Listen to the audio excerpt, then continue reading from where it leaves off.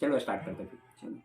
नमस्कार दोस्तों, धूम्रपान और शराब आपकी सेहत के लिए हानिकारक है, ये तो हम सब जानते हैं। इनसे कैंसर जैसी जानलेवा बीमारियां हो सकती हैं, हार्ट अटैक के चांसेस बढ़ सकते हैं। लेकिन आज के इस नए भारत में अगर कोई अपने खाने में स्वाद डालना चाहे तो वो भी आपकी सेहत के लिए हानिकारक हो चुका है। 5 अप्रैल 2024 को हांगकांग के फूड सेफ्टी सेंटर की तरफ से पहली नोटिफिकेशन आई थी। इन्होंने MDH के 3 मसालों का नाम लिया, मद्रास करी पाउडर और सांभर मसाला। इसके अलावा एक एवरेस्ट का प्रोडक्ट फिश करी मसाला। इन सब में इथाइलिन ऑक्साइड की बहुत ज्यादा मात्रा पाई गई। ये एक ऐसा केमिकल है जिसके सेवन से कैंसर का डायरेक्ट लिंक है और कई देशों में इसका इस्तेमाल करना पूरी तरीके से बैंड है। सिंगापुर देश की फूड एजेंसी ने अलग से टेस्टिंग करी और एवरेस्ट के फिश करी मसाले में यही चीज पाई। 4 मई 2024 जिस दिन मैं ये वीडियो बना रहा हूं, सिंगापुर, हांगकांग और मालदीव्स के देशों ने इन मसालों को अपने देश में बैन कर दिया है। ऑस्ट्रेलिया, न्यूजीलैंड और नेपाल के देशों की फूड एजेंसीज अपनी अलग से टेस्टिंग करा रही हैं और जल्द ही वहां पर भी इन्हें बैन किया जा सकता है। लेकिन कहानी यहां पर खत्म नहीं होती। थोड़ा और गहराई से जांच करी तो पता चला पिछले 4 सालों में यूरोपियन यूनियन की फूड सेफ्टी अथॉरिटीज ने 500 से ज्यादा अधिक इंडियन प्रोडक्ट्स को या तो बैन कर दिया है या रिकॉल कर दिया है। 527 ऐसे प्रोडक्ट्स जिनमें इथाइलिन ऑक्साइड पाया गया फिर से। इनमें सिर्फ मसाले ही नहीं बल्कि हर चीज शामिल है, nuts, seeds, herbs, spices, cereals, फल, सब्जियां, फ्लेवर्स, आइसक्रीम, थिकनर्स और भी बहुत कुछ। इतना ही नहीं, पिछले 6 महीने में MDH ने जितने मसाले अमेरिका में भेजे, US कस्टम अथॉरिटीज ने उनमें से 31% मसालों को वापस भेज दिया। कहा कि उनमें सैल्मोनेला पाया गया है। ये एक बैक्टीरिया है जिससे फूड पॉइजनिंग होती है। दस्त लगना, फीवर आना, वॉमिटिंग और सीवियर केसेस में आपके नर्वस सिस्टम को भी चोट पहुंचा सकता है। हालत इतनी गंभीर है और ये सारी खबरें हमें सिर्फ इसलिए पता चल पा रही हैं क्योंकि दूसरे देशों की अथॉरिटीज अपना काम कर रही हैं। नहीं तो अपने देश में ना तो टीवी चैनलों में इसे दिखाया जा रहा है और ना ही सरकार की तरफ से कोई चेतावनी आई। अरे चेतावनी देना तो छोड़ो, मोदी सरकार ने पिछले महीने पेस्टिसाइड की लिमिट को 10 गुना बढ़ा दिया। जितना पेस्टिसाइड आपके मसालों में पाया जाना एक्सेप्टेबल है, उसे 10 गुना बढ़ा दिया गया है। 140 करोड़ लोगों की जिंदगियों के साथ यहाँ खेल खेला जा रहा है। यहाँ बात सिर्फ कुछ मसालों की नहीं है, ये खेल इससे कहीं ज्यादा खतरनाक है। आइए समझते हैं इस वीडियो में गहराई से कि ये कौन से केमिकल्स हैं जो पाए जा रहे हैं, क्यों पाए जा रहे हैं, क्या इसके पीछे असली कारण है और आप अपनी सेहत को बचाने के लिए यहाँ पर क्या कर सकते हैं।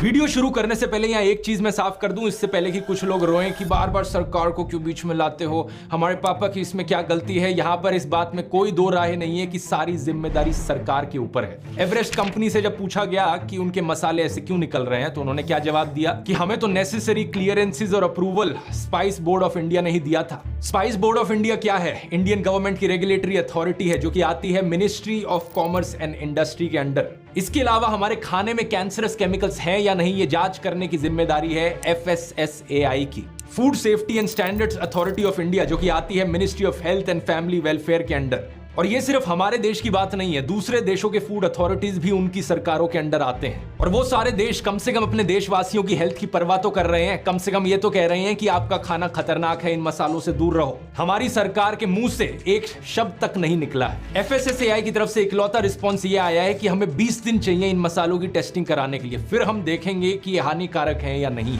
इन्हें 20 दिन चाहिए। यहाँ पर एक आम आदमी ने अपनी तरफ से टेस्टिंग करा ली और कुछ ही दिनों के अंदर टेस्ट रिजल्ट आ भी गए। और FSSAI वो यूनिट है जिन्होंने 20 दिन मांगे ये जवाब देने के लिए कि इसके अंदर इथाइलिन ऑक्साइड प्रेजेंट है या नहीं है। मेरा सवाल FSSAI से ये है कि अगर मैं 4 दिन के अंदर पता लगा सकता हूँ कि इसके अंदर कितना इथाइलिन ऑक्साइड है तो आपको 20 दिन का टाइम क्यों चाहिए?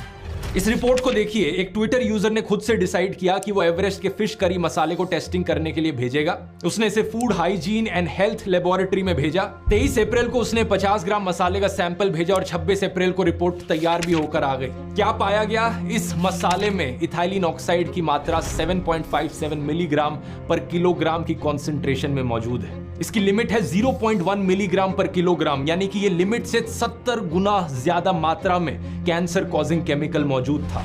अब कुछ लोग बहाने मारते हैं कि दुनिया भर के देशों की ये साजिश है मोदी सरकार को गिराने की, इलेक्शन के पहले ही ऐसी खबरें क्यों आती हैं? ये खबरें इलेक्शन के पहले नहीं आ रही, ये काफी टाइम पहले से आई जा रही हैं। टीवी चैनल बस आपको दिखा नहीं रहे। अक्टूबर 2022 और सितंबर 2023 के बीच में अमेरिका ने 15% MDH के प्रोडक्ट्स को रिजेक्ट किया था। 2020 से लेकर आज तक जैसा मैंने बताया यूरोपियन यूनियन 527 इंडियन प्रोडक्ट्स को रिजेक्ट कर चुका है या बैन कर चुका है। और अगर उन देशों पर यकीन नहीं होता तो इस रिपोर्ट को ही देख लो, ये तो एक इंडियन ने ही करवाई है, एक इंडियन लेबोरेटरी में ही। इस इशू की सीरियसनेस को समझ गए हो तो आइए अब थोड़ा इस केमिकल इथाइलिन ऑक्साइड के बारे में जानते हैं। इसका शॉर्ट फॉर्म है EO या ETO। ये एक फॉसिल फ्यूल का बाय प्रोडक्ट है जिसके इंडस्ट्रियल यूजेस बहुत सारे हैं, लेकिन जो यूज हमारे केस में रेलेवेंट है वो है स्पाइसेस की फ्यूमिगेशन में। फ्यूमिगेशन शब्द का मतलब होता है डिसइंफेक्ट करना या स्टेरिलाइज करना। जितने हानिकारक कीटाणु और बैक्टीरिया होते हैं खाने में उन्हें मारना। इथाइलिन ऑक्साइड का एक गैस के फॉर्म में इस्तेमाल किया जाता है। ये गैस किसी भी मटेरियल की पैकेजिंग के थ्रू बड़ी आसानी से फ्लो कर जाती है और काफी आसान और एफिशिएंट तरीके से इसका इस्तेमाल किया जा सकता है डिसइंफेक्ट करने के लिए। ये गैस अपने आप में कलरलेस है तो आपको दिखेगी नहीं, लेकिन फ्लेमेबल जरूर है ये, यानी कि आग लग सकती है इस पर। इससे ई कोलाई और सैल्मोनेला जैसे हार्मफुल बैक्टीरिया को मारा जा सकता है। साथ ही साथ फंगस के खिलाफ भी इसका इस्तेमाल किया जा सकता है। इंटरेस्टिंग चीज यह है कि फसल उगाते समय इसका इस्तेमाल नहीं किया जाता, बल्कि मसालों की पैकेजिंग करते समय इसका इस्तेमाल किया जाता है। तो अगर मसालों में इथाइलिन ऑक्साइड की बहुत ज्यादा मात्रा पाई जाती है तो उस किसान की गलती नहीं है जो फसल को उगा रहा है, बल्कि उस कंपनी की जिम्मेदारी है जो पोस्ट हार्वेस्ट ट्रीटमेंट के दौरान और पैकेजिंग करने से पहले इथाइलिन ऑक्साइड का इस्तेमाल कर रही है। प्रॉब्लम स्टोरेज के वक्त आ रही है। ये एक बड़ा सिंपल सा फ्लो चार्ट आप देख सकते हैं स्क्रीन पर, जो अलग अलग प्रोसेसेस बताता है जो इन्वॉल्व है इथाइलिन ऑक्साइड की स्टेरिलाइजेशन के दौरान। सबसे पहले प्री कंडीशनिंग होती है, humidity, temperature, pressure control check किया जाता है, फिर इस गैस के द्वारा स्टेरिलाइजेशन किया जाता है और फिर उस गैस की इवैक्यूएशन और गैस वॉशिंग करी जाती है। ये जो तीसरा प्रोसेस है इसका नाम है एरिएशन, और ये बहुत बहुत जरूरी प्रोसेस है क्योंकि यहां पर इस केमिकल को वापस से बाहर निकालने का काम किया जाता है। नाइट्रोजन इंजेक्शंस और वैक्यूम डीगैसिंग का इस्तेमाल किया जाता है इस केमिकल को खत्म करने के लिए। ये बहुत इंपॉर्टेंट इसलिए है क्योंकि इसी स्टेप पर प्रॉब्लम आती है। अगर खाने की स्टेरिलाइजेशन कर ली ETO से, लेकिन उसके बाद इसकी एरिएशन ढंग से नहीं करी गई तो केमिकल के कुछ ट्रेसेस खाने में बच जाएंगे। इससे कुछ और हानिकारक केमिकल कंपाउंड्स की फॉर्मेशन होगी, जैसे कि 2-क्लोरोइथेनॉल या इथाइलिन क्लोरोहाइड्रीन या इथाइलिन ग्लाइकॉल। ये वही हानिकारक केमिकल्स हैं वैसे जो कफ सिरप्स में भी पाए गए थे। इसकी बात मैंने फार्मा फाइल्स वाले वीडियो में करी थी। वही कफ सिरप्स जिनकी वजह से बच्चों की मौत हो गई थी उज्बेकिस्तान में। और यही कारण है कि international agency for research on cancer ethylene oxide को ग्रुप 1 कार्सिनोजेन की कैटेगरी में डालती है। इन्होंने 4 अलग अलग ग्रुप्स बना रखे हैं क्लासिफिकेशन के। ग्रुप 1 में वो चीजें हैं जिनसे फॉर श्योर इंसानों को कैंसर होता है। ग्रुप 2A में वो चीजें हैं जिनसे प्रोबेबली कैंसर होता है इंसानों को। ग्रुप 2B में वो चीजें हैं जिनसे पॉसिबली हो सकता है कैंसर इंसानों को। और ग्रुप 3 वाली चीजें नॉन क्लासिफाइबल हैं। तो ग्रुप 1 वाली चीजें सबसे ज्यादा खतरनाक है। एक ये लिस्ट देख सकते हो अलग अलग केमिकल्स की जो ग्रुप 1 में आते हैं। कई सारी चीजें आती हैं इसमें, जैसे कि कोयला, टोबैको, एल्यूमिनियम की प्रोडक्शन, डीजल इंजन का एग्जॉस्ट, और इनमें से एक एंट्री यहां पर इथाइलिन ऑक्साइड की भी है। इसके बारे में तो ये तक कहा गया है कि इवन लो लेवल्स पर इथाइलिन ऑक्साइड से लिम्फोइड कैंसर और ब्रेस्ट कैंसर का रिस्क बढ़ जाता है। अगर आप इस गैस को इनहेल करते हो, इससे सेल्यूलर मटेरियल में आपके परमानेंट म्यूटेशंस हो सकती हैं, जो कि आपकी आने वाली पीढ़ियों में भी पास ऑन करी जा सकती हैं। यही कारण है कि यूरोपियन यूनियन की जीरो टॉलरेंस पॉलिसी है इथाइलिन ऑक्साइड को लेकर। ना सिर्फ इन्होंने अपने सारे यूरोपियन देशों में कंप्लीटली बैन कर दिया इथाइलिन ऑक्साइड को, बल्कि यह भी कहा कि इंपोर्टेड चीजों में भी इथाइलिन ऑक्साइड बैंड है। इस पॉलिसी में एक थोड़ा सा बदलाव आया था साल 2003 में, जब इन्होंने देखा कि इंपोर्टेड खाने में माइक्रोबियल कंटेमिनेशन का रिस्क काफी ज्यादा है। तो इसको मद्देनजर रखते हुए इन्होंने कहा कि ठीक है, इंपोर्टेड खाने में हम बहुत थोड़ी सी मात्रा का इथाइलिन ऑक्साइड अलाउ करेंगे। इन्होंने एक मैक्सिमम रेजिड्यूअल लिमिट डिफाइन करी 0.2 मिलीग्राम पर किलोग्राम की। मतलब ETO का इतना सा रेजिड्यू रह गया तो चलता है, लेकिन इससे ज्यादा अलाउड नहीं है। लेकिन इस लिमिट को भी 2022 में यूरोपियन कमीशन ने और भी कम कर दिया। इन्होंने कहा 0.2 भी नहीं, 0.1 मिलीग्राम पर किलोग्राम नई लिमिट होगी। तो आज के दिन ETO की इतनी एक्सेप्टेबल लिमिट है यूरोप में, और वो भी सिर्फ इंपोर्ट किए जाने वाली चीजों में। जो चीजें यूरोप के अंदर बन रही हैं उनमें कंप्लीटली बैंड है ETO का इस्तेमाल। पिछले साल अप्रैल 2023 में इन्होंने ETO की क्लासिफिकेशन भी बदल दी। इन्होंने कहा हम इसे फ्यूमिगेंट नहीं बुलाएंगे, हम इसे पेस्टिसाइड रेजिड्यू बुलाएंगे। इस डेफिनेशन को बदलने का मतलब था कि हर एक यूरोपियन देश के लिए यह मैंडेटरी बन गया वो अपने फूड सैंपल्स की टेस्टिंग कराएं ETO को लेकर। सिंगापुर की बात करी जाए, सिंगापुर की जो मैक्सिमम अलाउड लिमिट है इथाइलिन ऑक्साइड की, वो यूरोप से कहीं ज्यादा है, 50 मिलीग्राम पर किलोग्राम। इनके देश में फ्यूमिगेशन के तौर पर ETO का इस्तेमाल करना अलाउड है, लेकिन जो लिमिट है इनकी 500 गुना ज्यादा है ये यूरोप की लिमिट से।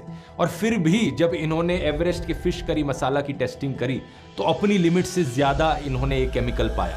हांगकांग की बात करें तो इस मामले में हांगकांग की रेगुलेशंस ज्यादा मजबूत हैं सिंगापुर से। ये ना सिर्फ ईटीओ को एक पेस्टिसाइड कंसीडर करते हैं, बल्कि इनके देश में इसे फ्यूमिगेशन के तौर पर इस्तेमाल करना अलाउड ही नहीं है और ना ही इसे पेस्टिसाइड के तौर पर इस्तेमाल करना अलाउड है। अगर हांगकांग में फूड क्वालिटी को लेकर वायलेशन होती है तो $50,000 का फाइन लग सकता है और 6 महीने की जेल हो सकती है। ये सब सुनकर अगर आप टेंशन में आ रहे हो और आपको लग रहा है कि यार भगवान जाने क्या क्या डला है हमारे खाने में, कौन कौन से हानिकारक केमिकल्स हैं, तो चिंता मत करो। चैट जीपीटी जैसा एआई टूल यहाँ पर आपकी बहुत मदद कर सकता है। किसी भी खाने के आइटम की इंग्रेडिएंट लिस्ट देखो पीछे और किसी भी इंग्रेडिएंट के बारे में आप सवाल कर सकते हो चैट जीपीटी से। फॉर एग्जाम्पल पोटेशियम ब्रोमेट, ये कई ब्रेड्स में इस्तेमाल किया जाता है। सीधा पूछो, is potassium bromate bad for health and is it band in any country? आपको जवाब मिल जाएगा क्लियरली कि इसे यूरोप और कनाडा जैसे देशों में बैन किया गया है, लेकिन अमेरिका में ये अभी भी अलाउड है और ये हानिकारक है हेल्थ के लिए। एक एक इंग्रेडिएंट करके नहीं पूछना, तो पूरी इंग्रेडिएंट लिस्ट की फोटो खींच के भी आप डाल सकते हो और पूछो चैट जीपीटी से, इतने सारे जो इंग्रेडिएंट्स यहाँ पर डले हैं इनमें से कोई भी मेरी हेल्थ के लिए हानिकारक है क्या? बहुत अच्छा ब्रेकडाउन यहाँ पर आपको मिल जाएगा, जैसा आप स्क्रीन पर देख सकते हैं। चैट जीपीटी डेली लाइफ में ऐसी चीजों के लिए बहुत यूजफुल है। नॉर्मली ऐसी चीजों को अगर आप गूगल पर सर्च करने की कोशिश करोगे तो घंटे लग जाएंगे आपको आंसर ढूंढने में। यही कारण कि ध्रुव राठी एकेडमी पर मैंने एक पूरा 5.5 घंटे का कोर्स बना रखा है मास्टर चैट जीपीटी के ऊपर। आप अपनी पढ़ाई में, अपने काम में, अपनी डेली लाइफ में चीजों को 10 गुना ज्यादा स्पीड से कर सकते हैं इसकी मदद से। इस कोर्स में मैं रेगुलर अपडेट्स भी डालता हूं। नेक्स्ट अपडेट जून 2024 में आएगा। अगर आपने अभी तक ज्वाइन नहीं किया है तो नीचे जाकर डिस्क्रिप्शन में इसका लिंक मिल जाएगा या फिर इस क्यूआर कोड को भी स्कैन कर सकते हैं। कूपन कोड इस्तेमाल कीजिए फूड 40% ऑफ पाने के लिए। एक और चीज कहना चाहूंगा, आप में से जिन लोगों को चैट जीपीटी का सब्सक्रिप्शन खरीदना महंगा लगता है, इस ऐप को ट्राई करके देखिए, गिनी एआई। वही सेम फीचर्स और परफॉर्मेंस चैट जीपीटी वाली, लेकिन चैट जीपीटी से ये आधी से कम कॉस्ट पर अवेलेबल है। इसमें तो डायरेक्टली फोटो चैट और पीडीएफ चैट अवेलेबल है। आप इंग्रेडिएंट लिस्ट की फोटो खींचकर इससे भी आप पूछ सकते हैं, सेम जवाब मिलेगा। लिंक डिस्क्रिप्शन में है। अब टॉपिक पर वापस आते हैं। इतना सब हो जाने के बावजूद एवरेस्ट के जो डायरेक्टर हैं राजीव शाह, वो कहते हैं कि 60 में से सिर्फ एक फिश करी मसाला में ही तो ईटीओ निकला है, तो बाकी सारे मसाले खाने लायक हैं। और दूसरी तरफ एमडीएच का भी यही दावा है कि सारे प्रोडक्ट्स इनके सेफ हैं और आराम से खाने लायक हैं। लेकिन पता है क्या दोस्तों, बात यहाँ पर सिर्फ इथाइलिन ऑक्साइड की नहीं है। जैसा मैंने वीडियो के शुरू में बताया था, अमेरिका में जो एमडीएच मसालों की शिपमेंट्स को रिजेक्ट किया गया वो साल्मोनेला की वजह से किया गया। आयरनी की बात देखो यहाँ पर क्या है। मैंने आपको बताया था ईटीओ का इस्तेमाल किया जाता है सैल्मोनेला जैसे बैक्टीरिया को मारने के लिए। तो यहाँ कुछ मसालों में ईटीओ पाया जा रहा है, कुछ मसालों में सैल्मोनेला पाया जा रहा है। यूएस की एफडीए ने बताया कि अक्टूबर 2022 और सितंबर 2023 के बीच में 15% एमडीएच के जो मसाले इंपोर्ट किए जा रहे थे अमेरिका में, उन्हें रिफ्यूज कर दिया गया सैल्मोनेला की वजह से। लेकिन इसके अगले पीरियड में अक्टूबर 2023 से लेकर जो अभी तक का समय है, ये रिजेक्शन का रेट 31% पर था। टोटल में 11 शिपमेंट्स को रिजेक्ट किया गया, जिनमें स्पाइसेस, फ्लेवर्स और सॉल्ट्स थे एमडीएच के। और एक शिपमेंट का मतलब यहाँ पर एक प्रोडक्ट नहीं है। एक शिपमेंट यहाँ पर एक कार्टन भी हो सकता है, एक ट्रक लोड भी हो सकता है और एक पूरे जहाज का कंटेनर भी हो सकता है। इस आउटलुक के आर्टिकल के अनुसार जनवरी 2022 में यूएस की एफडीए ने एमडीएच के मैन्युफैक्चरिंग प्लांट का फिजिकल इंस्पेक्शन भी किया था इंडिया में आकर। उस वक्त खतरा इतना ज्यादा नहीं था, लेकिन तब भी एफडीए ने यह नोट किया था कि प्लांट में एडिक्वेट सैनिटरी फैसिलिटीज और अकोमोडेशंस नहीं है। एग्जैक्ट कोड सुनिए, इक्विपमेंट और यूटेंसिल्स इनके इस तरीके से डिजाइन ही नहीं किए गए कि उन्हें क्लीन किया जा सके, मेंटेन किया जा सके, कंटेमिनेशन के अगेंस्ट प्रोटेक्ट किया जा सके। बात यहां सिर्फ एमडीएच के मसालों की नहीं है। फाइनेंशियल ईयर 2020 और 2023 के बीच में अमेरिका ने 786 शिपमेंट्स को रिजेक्ट किया जो इंडिया से आ रही थी। टोटल में 3925 ह्यूमन फूड एक्सपोर्ट की शिपमेंट्स इंडिया से यूएस भेजी गई थी, यानी कि 20% रिजेक्ट हो गई सैल्मोनेला की वजह से। इसमें सिर्फ मसाले ही नहीं थे, इसमें vitamin, minerals, proteins, bakery products, sea food products भी थे।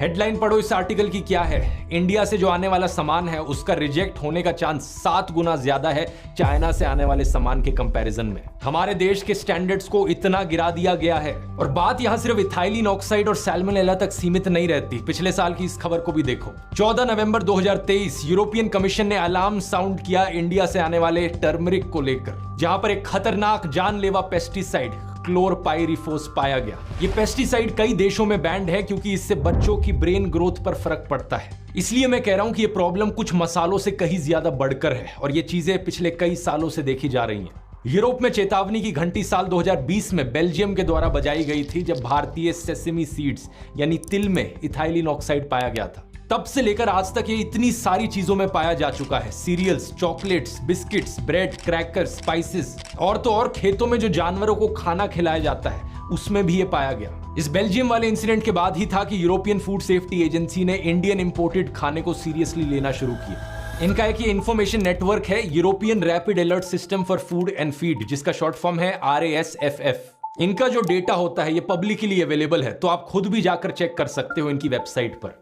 मार्च 2019 और मार्च 2024 के बीच में इंडियन इंपोर्टेड चीजों को लेकर 985 RASFF की नोटिफिकेशंस आई हैं, जिन्हें सीरियस कैटेगरी में डाला गया है। ये कोई नेक्सस नहीं है, ये सिर्फ एक ऐसी व्यवस्था है जो यूरोप ने अपने देश के नागरिकों की सेफ्टी के लिए बनाई है।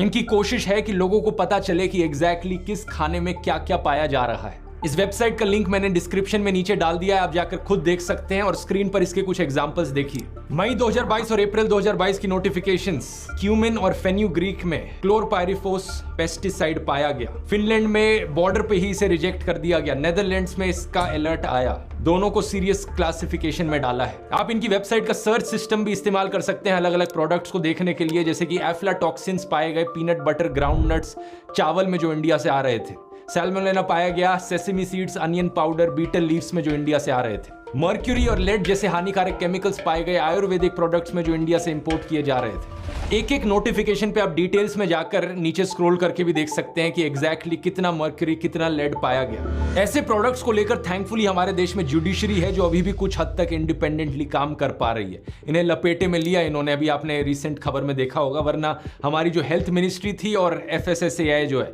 इन्होंने तो खुली छूट दे रखी है, जैसे मर्जी झूठे प्रचार करते रहो। याद है 2015 में दोस्तों हमारी सरकार ने मैगी को बैन कर दिया था क्योंकि उसमें MSG के ट्रेसेस पाए गए थे। इसके एकदम बाद पतंजलि नूडल्स को लॉन्च किया पूरे देश भर में, बड़ी लॉन्च हुई। लेकिन अब जब पूरी दुनिया में देश के इतने सारे प्रोडक्ट्स पर बैन लगाया जा रहा है, तो हमारी सरकार कुछ नहीं कह रही। सोच सकते हो, इतने सारे केमिकल्स, इतने सारे पेस्टिसाइड्स, जिनको लेकर ये FSSAI वाले अभी तक इतनी सारी खबरें आने के बावजूद भी कोई चेतावनी नहीं दे रहे। देश में हालत सही में बहुत खराब है और बहुत गंभीर है। एक स्टडी करी गई थी पेस्टिसाइड्स एक्शन नेटवर्क इंडिया के द्वारा। इन्होंने पाया कि 275 पेस्टिसाइड जो इंडिया में इस्तेमाल किए जाते हैं, उनमें से 255 टॉक्सिक पॉइजन्स हैं और 56 कार्सिनोजेनिक हैं। ये 2017 में स्टडी करी गई थी। आज के दिन 292 पेस्टिसाइड्स इस्तेमाल किए जा रहे हैं। देश में बच्चे स्पेशली सबसे ज्यादा वल्नरेबल हैं, क्योंकि बच्चों की ब्रेन ग्रोथ और डेवलपमेंट पर इसका असर पड़ता है। अब कुछ लोग सोचेंगे कि ऑर्गेनिक खाना यहाँ पर एक सोल्यूशन हो सकता है, जो कि मेरी राय में डेफिनेटली बेटर ऑप्शन है। लेकिन ऑर्गेनिक खाने में भी दो प्रॉब्लम्स आती हैं। पहला तो ये कि कितने लोग उस टाइप के खाने को अफोर्ड कर सकते हैं, और दूसरी प्रॉब्लम, इंडिया का जो ऑर्गेनिक खाना है वो भी एक रिस्क बताया जा रहा है अमेरिका और यूरोप के द्वारा। 11 जनवरी 2021 अमेरिका के डिपार्टमेंट ऑफ एग्रीकल्चर ने इंडिया की agriculture and processed food products export development authority के साथ अपनी एग्रीमेंट खत्म कर दी।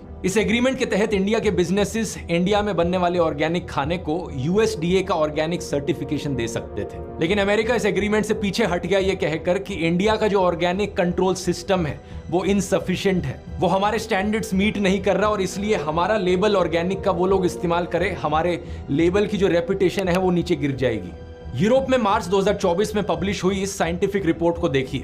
इसे यूरोपियन यूनियन के EFSA ने पब्लिश किया है। इसमें लिखा है, इंडिया से आने वाले ऑर्गेनिक ड्राई बीन्स, राइस और क्यूमिन सीड्स जैसे खाने में क्लोरपायरिफॉस पेस्टिसाइड पाया गया। यानी आप ऑर्गेनिक खाना खाओगे तो भी कोई गारंटी नहीं है कि उसमें पेस्टिसाइड्स नहीं मिलेंगे। हालांकि फिर भी मैं कहूंगा ये एक बेटर चॉइस है अगर आप अफोर्ड कर सकते हो तो। अब इतना कुछ हो जाने के बावजूद सबसे बेशर्मी वाली चीज जो मोदी सरकार ने करी वो थी ये। 8 अप्रैल 2024 को FSSAI के द्वारा एक नोटिफिकेशन आती है। इसमें लिखा जाता है कि पेस्टिसाइड्स की MRL यानी कि मैक्सिमम रेजिडुअल लिमिट बढ़ा दी जाएगी। कोई छोटे मोटे नंबर से नहीं, बल्कि 10 गुना ज्यादा बढ़ा दी सरकार ने पेस्टिसाइड की लिमिट। पहले 0.01 मिलीग्राम पर किलोग्राम पेस्टिसाइड एक्सेप्टेबल था खाने में, अब इन्होंने कहा 0.1 मिलीग्राम पर किलोग्राम पेस्टिसाइड एक्सेप्टेबल है। FSSAI ने इस नोटिफिकेशन में बताया कि ये फिगर्स प्रॉपर फील्ड ट्रायल्स के बाद सेट किए गए हैं।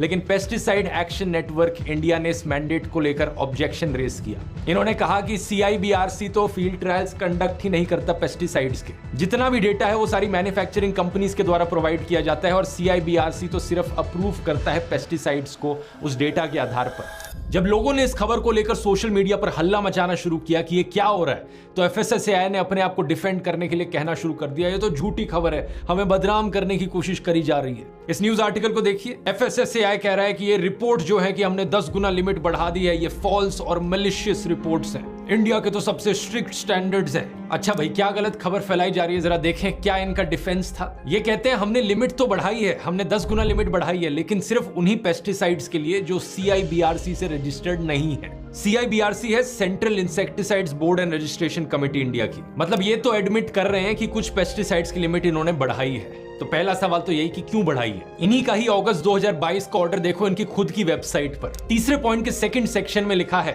वो पेस्टिसाइड्स जो रजिस्टर्ड नहीं है CIBRC के साथ, उनकी भी डिफॉल्ट लिमिट 0.01 मिलीग्राम्स पर किलोग्राम होगी। अपने पुराने ऑर्डर में तो इन्होंने लिमिट कम रखी थी इन्हीं पेस्टिसाइड्स की, लेकिन अब ये लिमिट बढ़ा दी गई है। क्यों? FSSAI का यहाँ पर एक और बहाना है कि हमने डिफॉल्ट लिमिट इसलिए बढ़ा दी क्योंकि जो इंपोर्टेड खाना इंडिया में आएगा बाहर के देशों से, उनके देशों में लिमिट जो होगी वो थोड़ी ज्यादा हो सकती है, इसलिए उस खाने के लिए हम लिमिट को बढ़ा रहे हैं। मतलब दूसरी कंट्रीज पर अपना ब्लेम डाल दो। बाहर से आने वाले खाने में ज्यादा पेस्टिसाइड डला है तो अपने देशवासियों को ज्यादा पेस्टिसाइड वाला खाना खिला दो। मतलब हमारी सरकार बिल्कुल उल्टा कर रही है जो डेवलप्ड कंट्रीज कर रही है उनका। यूरोपियन यूनियन, हांगकांग, सिंगापुर ये क्या कर रहे हैं? ये अपने देश की रेगुलेशंस कम नहीं कर रही है, अपने देश की रेगुलेशंस को स्ट्रिक्ट रख रहे हैं ताकि इंपोर्टेड खाना भी उनके देशवासियों को अच्छा क्वालिटी का मिल सके, बिना पेस्टिसाइड्स के मिल सके। और FSSAI को अगर इतनी ही चिंता है बाहर से आने वाले खाने की, तो जरा ये बता दो मुझे, आज तक इतिहास में इन्होंने कितनी बार इंडियन सिटीजन्स को वार्निंग दी है, चेतावनी दी है कि बाहर से आने वाले खाने में ज्यादा पेस्टिसाइड था? कभी भी इनकी तरफ से कोई चेतावनी सुनी है आपने? क्या मोदी सरकार को यहाँ पर चंदा दिया जा रहा है इन पेस्टिसाइड कंपनियों के द्वारा?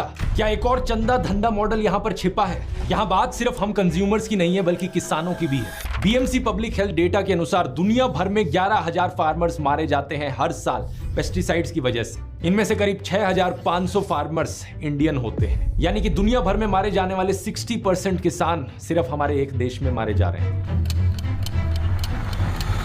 ये नंबर्स भी यहाँ पर अंडर रिपोर्टेड है और कोई कानून नहीं है जो यहाँ पर किसानों की सेफ्टी इंश्योर करता हो। सेफ्टी तो छोड़ो, खाने की मिलावट की खबर सुनते ही लोग सबसे पहले इल्जाम किसानों पर लगाते हैं। लेकिन जैसा मैंने बताया, इथाइलिन ऑक्साइड की जब ज्यादा मात्रा पाई जा रही है खाने में, ये प्रोडक्शन के दौरान नहीं हो रही है, ये स्टोरेज और पोस्ट प्रोडक्शन के टाइम पर होती है। और पेस्टिसाइड्स की बात करी जाए तो कंपनीज इतना प्रेशराइज कर रही हैं किसानों को कि जबरदस्ती और पेस्टिसाइड छिड़को। किसानों को यह कहा जा रहा है कि अच्छी फसल तभी मिलेगी जब और ज्यादा पेस्टिसाइड छिड़का जाएगा। डेक्कन हेरल्ड के आर्टिकल में ये किसान का कहना था। हमें कंपनीज कहती हैं कि प्लांटिंग करने से पहले ही पेस्टिसाइड छिड़क दो, सीड्स के ऊपर अलग केमिकल डले होते हैं। इनफैक्ट जो बायो पेस्टिसाइड्स होते हैं, जो कि नेचुरली अकरिंग केमिकल्स होते हैं, उनके नाम पर भी अब केमिकल्स का कॉकटेल बेचा जा रहा है। 2015 में हमारी सरकार ने एक एक्सपर्ट कमेटी बिठाई थी under the chairmanship of doctor Anupam Verma. इस कमेटी ने 66 पेस्टिसाइड्स को रिव्यू किया जो कि दुनिया के किसी ना किसी देश में बैंड है, लेकिन इंडिया में अभी भी इस्तेमाल किए जा रहे हैं। इस कमेटी ने जब अपनी रिपोर्ट सबमिट करी तो उसमें कहा गया कि सरकार को कम से कम 13 पेस्टिसाइड्स को बैन करना चाहिए और 6 और पेस्टिसाइड्स को फेज आउट करना चाहिए बाय द ईयर 2020। पर इस कमेटी की बात सुनने में सरकार ने खुद ही 4 साल का समय लगा दिया। जनवरी 2019 में 12 पेस्टिसाइड्स को फाइनली जाकर बैन किया गया और 6 को दिसंबर 2020 तक फेज आउट करने का प्लान बनाया गया। 5 साल का डिले कर दिया सरकार ने। और सुनो, 14 मई 2020 को सेंट्रल गवर्नमेंट की तरफ से एक ड्राफ्ट ऑर्डर आता है कि वो जो 66 पेस्टिसाइड मेंशन किए गए थे उनमें से 27 को बैन कर देना चाहिए। लेकिन इस बैन को लेकर union ministry of chemicals and fertilisers oppose करती है और सरकार एक यू टर्न ले लेती है। फरवरी 2023, 3 साल बाद एक और नोटिफिकेशन जारी करी जाती है सरकार के द्वारा। इस बार कहा जाता है कि उन 27 में से सिर्फ 3 ही पेस्टिसाइड्स को बैन किया जाएगा। ध्यान दो, यहां पर 27 में से 24 पेस्टिसाइड्स काफी सारे देशों में पूरी तरीके से बैन है, लेकिन हमारी मोदी सरकार को लगता है कि सिर्फ 3 ही बैन करने का डिसीजन लेना काफी है। क्या कारण है कि हमारी सरकार एफएमसीजी कंपनीज और पेस्टिसाइड कंपनीज को इस तरीके से फ्री हैंड देती है? इवन जो विदेश की कंपनीज इंडिया में आती हैं उन्हें भी इस तरीके से स्टैंडर्ड्स को एक्सप्लॉइट करने दिया जाता है। फूड फार्मर के वीडियो जरूर आपने देखे होंगे, कितनी ही कंपनीज के कितने ही प्रोडक्ट्स को उसने कटघरे में रखा है। Nestle, KitKat, Cerelac, Lay's, Pringles, Skittles, M&M's, Cadbury, Bournvita. हाल ही में इंडिगो एयरलाइंस के खाने को भी एक्सपोज किया, कैसे उनके सो कॉल्ड हेल्दी खाने में भी उपमा, पोहा, दाल चावल में ज्यादा सोडियम की मात्रा होती है मैगी से। लेकिन ये सारी कंपनीज क्या जवाब देती हैं कि हम जो कर रहे हैं वो कानून के दायरे में रहकर कर रहे हैं। जो गाइडलाइंस सरकार ने बनाई है, FSSAI ने जो गाइडलाइंस बनाई है, हम तो उसे फुलफिल कर रहे हैं। तो चाहे दोस्तों यहाँ पर इंडियन फूड कंपनीज हो, MNCs हो, केमिकल्स हो, पेस्टिसाइड्स हो, कोल्ड ड्रिंक बेचने वाली कंपनीज हो, नेचुरल आयुर्वेदा के स्कैम्स हो, सरकार के कंट्रोल में कुछ नहीं रहा है। ये बिक गई है गवर्नमेंट, अब गवर्नमेंट में कुछ नहीं है। प्रधानमंत्री मोदी वहां अपने भाषणों में बिजी हैं मंगलसूत्र, मटन और मुसलमानों के नाम पर लोगों को डराने में, और यहां लोगों को जहरीला खाना खिलाया जा रहा है। सही मायने में इसका जो सोल्यूशन है वो सरकार की तरफ से ही आ सकता है, अगर सरकार अपने रेगुलेशंस को स्ट्रिक्ट बनाए, अगर सरकार का ये चंदा धंधा मॉडल खत्म किया जाए तो। एज एन इंडिविजुअल हम अपनी तरफ से कोशिश कर सकते हैं कि ऑर्गेनिक खाना खरीदें। अगर आप किसी किसान को जानते हैं तो डायरेक्टली उनसे खरीदिए, ताकि क्वालिटी का आपको पता चल पाए। और इथाइलिन ऑक्साइड को लेकर क्योंकि स्टोरेज में प्रॉब्लम आ रही थी, तो जितना फ्रेश खाना हो सके उसे खरीदिए। अगर आपको किसी खाने की क्वालिटी को लेकर डाउट होता है तो आप अपनी तरफ से भी फूड आइटम्स को भेज सकते हैं क्वालिटी टेस्ट कराने के लिए अलग अलग लेबोरेटरीज में। जैसा कि मैंने शुरू में वीडियो के एग्जाम्पल बताया था कि एक ट्विटर यूजर ने खुद से अपने एक सैंपल को भेजा इथाइलिन ऑक्साइड की टेस्टिंग करवाने के लिए। और ओवरऑल जितना ज्यादा हम ऑर्गेनिक खाने को प्रमोट कर सकें उतना बेहतर है। लेकिन इस भयानक प्रॉब्लम का सही मायनों में सोल्यूशन सरकार की तरफ से ही आ सकता है। और क्या वो इस मौजूदा मोदी सरकार की तरफ से आएगा? मुझे तो मुश्किल लगता है, क्योंकि ये सरकार चंदा धंधा के मॉडल में बिजी है। इस चंदा धंधा मॉडल ने ना सिर्फ हमारे खाने को जहरीला बना दिया है, बल्कि हमारी दवाइयों को भी जहरीला बना दिया है।